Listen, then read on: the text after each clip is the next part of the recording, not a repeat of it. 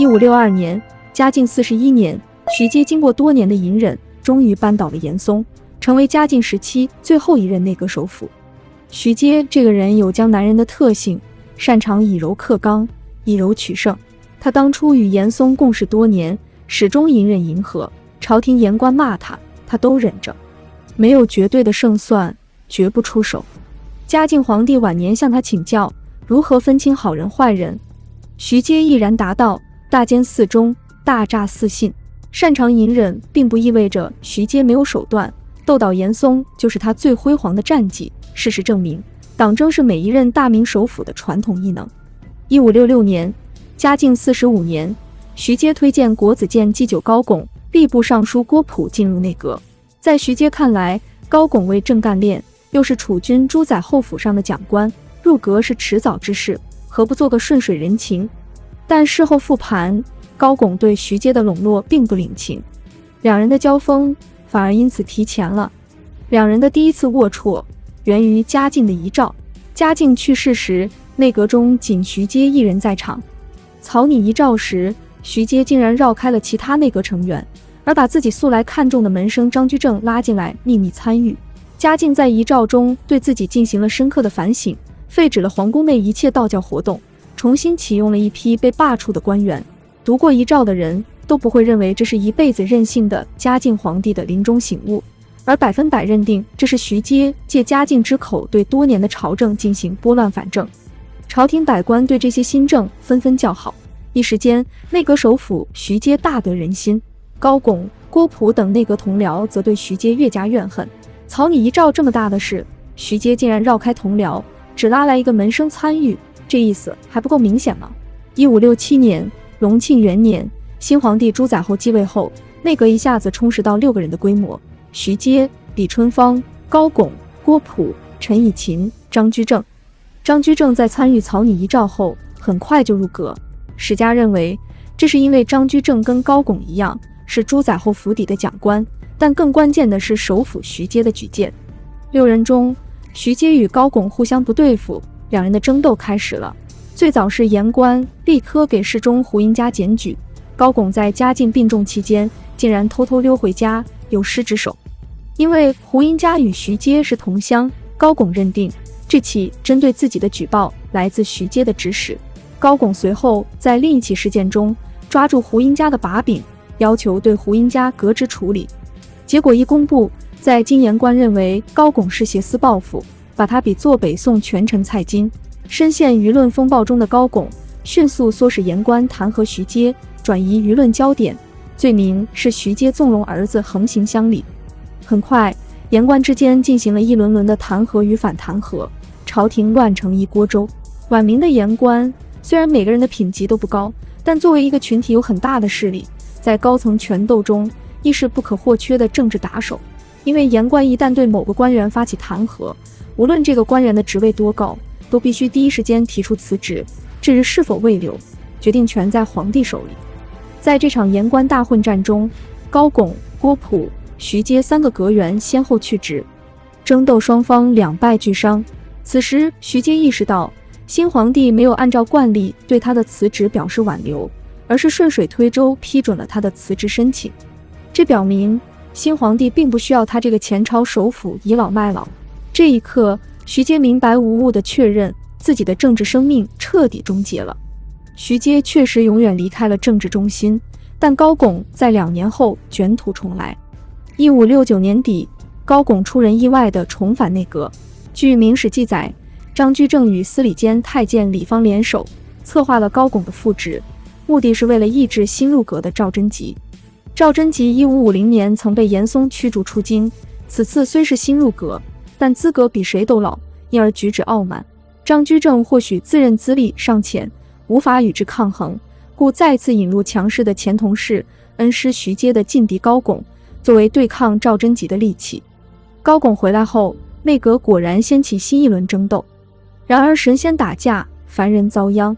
正如当年2战苏联和德国打架，波兰却亡国了一样，高拱和赵贞吉杠上了。第一个退出内阁的却是中立派陈以勤，谁都得罪不起，只好得罪自己，辞职回家算了。后来好好先生李春芳也一走了之。仿佛当初高拱、徐阶权斗的重演。高拱、赵贞吉再次分别调动自己的言官资源，互相弹劾攻击对方。赵贞吉落败，离京前愤恨不已，说高拱的蛮横真是谁也比不了。到1571年年底，内阁已走掉4人，仅剩高拱和张居正2人了。高拱以为自己的时代终于来了，他忘了一直蛰伏在身边的危险。史书对高拱的评价是有才干，无度量。他重掌内阁后，由记恨当年徐阶对自己的打压，特别是对嘉靖遗诏一事耿耿于怀，所以在他当权期间，把徐阶的政策全部推翻，甚至宣布嘉靖遗诏是徐阶伪造的，全然不顾张居正也是嘉靖遗诏的参与者。张居正只能默默忍着。他当下的处境和心境颇像严嵩当政时徐阶的处境和心境。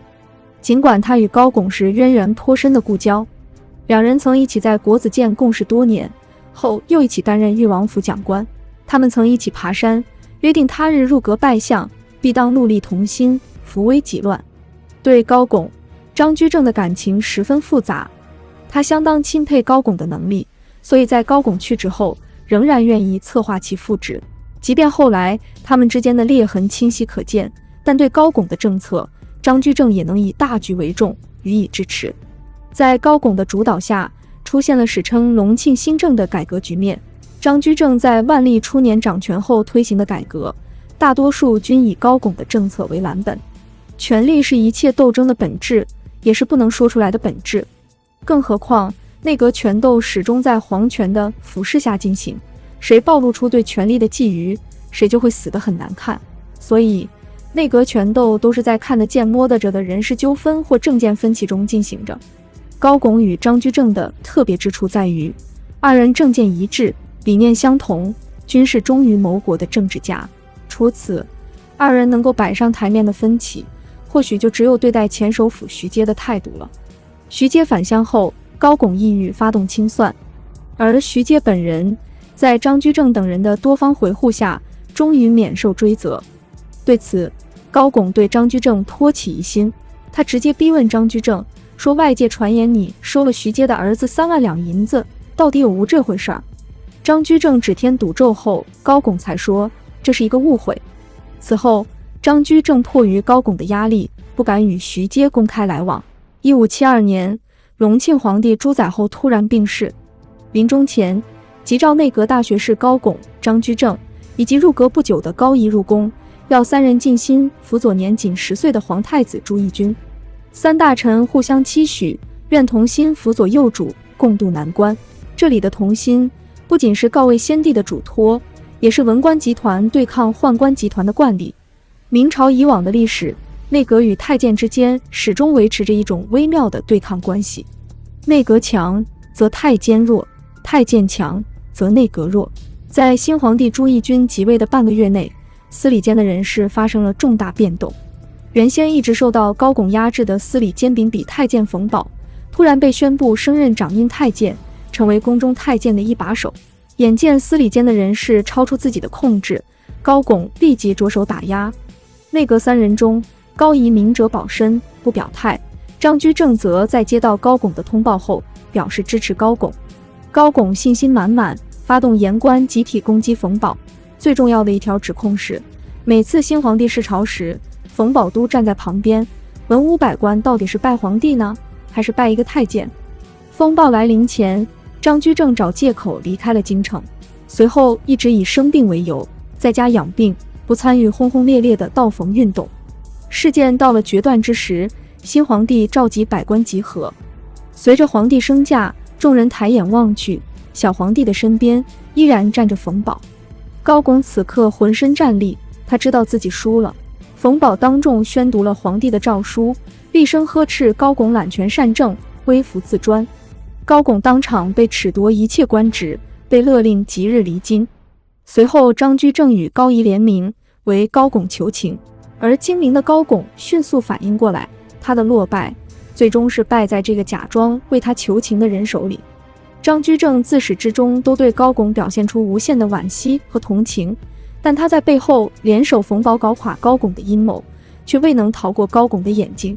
只是他俩在世时谁也没有点破这层纸。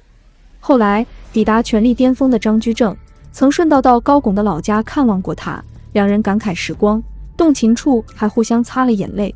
然而在政治家眼里，情绪的调动与展示不过是手腕罢了。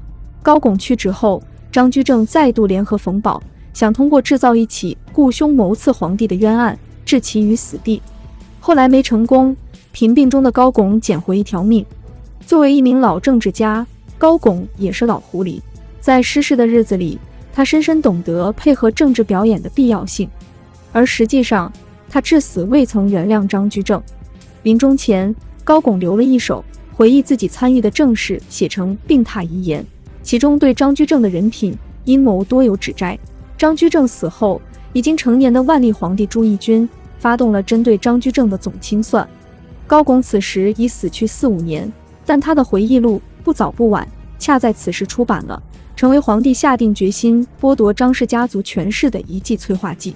谁也不曾想到，高拱以这种形式完成了他的复仇。如同高拱当年被定下的罪名一样，张居正最大的罪名归结起来也就一条：威权镇主。尽管张居正得意之时不忘小心谨慎，但他终未能在生前还政万历，以致酿成身后的恶果。权力的迷人处也正是他的凶险处。难怪说历史上的权臣无论中间善恶，通通没有好下场。悲剧的是，正如黄仁宇所说，张居正的不在人间使我们这个庞大的帝国失去重心，步伐不稳，最终失足而坠入深渊。张居正当国10年的家底，只够万历皇帝及其继任者糟蹋半个世纪。到崇祯13年，明亡前4年，张居正家族获得全面平反。然而此时已江河日下，国破山河在。从徐阶到高拱，再到张居正，尽管权斗无情，但他们都有一条底线：做官是为了做事。而到了崇祯朝17年间，出现50位阁臣，皇帝多疑的本性未变，内阁辅国的性质却全变了。做官就是为了做官，仅此而已。首辅周延儒的使命，就是在国乱如麻的时候，还一个劲忽悠皇帝，我们又赢了。在皇帝、内阁、太监3种势力中，皇权终归是最后的赢家，也将是最后的输家。当内阁充斥着周延儒一样的人物时，整个明朝早已一败涂地，尽是输家。雪崩时，没有哪片雪花是无辜的。